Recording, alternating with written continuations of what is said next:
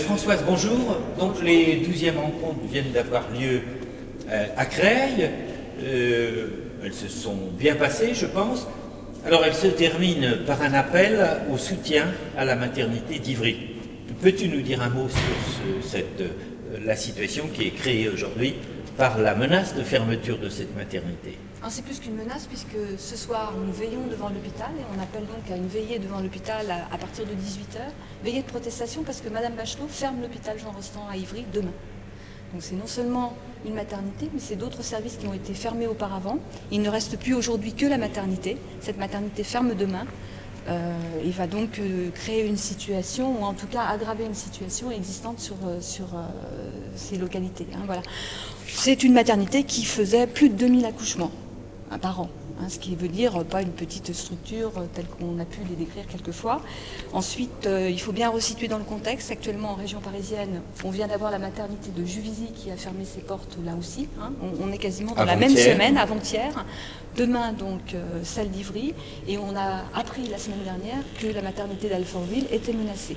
Donc nous, on même département, pour ce qui est d'Alfortville. Donc depuis des années, ça fait 10 ans qu'on se bat pour cette maternité et cet hôpital. Et on a toujours défendu la nécessité de maintenir cette structure de proximité. On est quand même dans un endroit où on est en banlieue.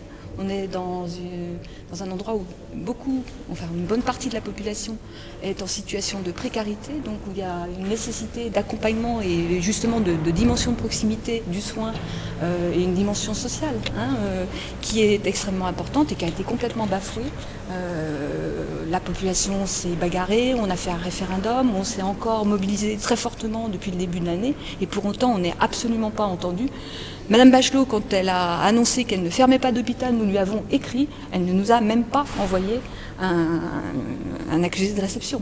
On a absolument Madame la ministre est sourde. Madame la ministre est sourde, mais on voit non seulement elle est sourde, mais en plus... elle n'est pas muette. Elle n'est pas muette et elle tient des propos qui ne sont pas la réalité. Parce que quand elle dit « je ne ferme pas d'hôpital », nous, on dit simplement « demain, oui, il y a un hôpital de proximité en banlieue qui ferme, c'est celui d'Ivry ».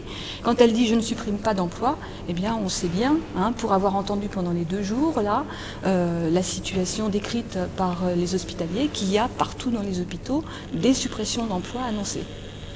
Françoise, merci. On ne veut pas te gêner dans ton travail militant et ta volonté de défendre jusqu'au dernier moment cette maternité. Et de bonne chance. Bonne chance. Allez, au revoir.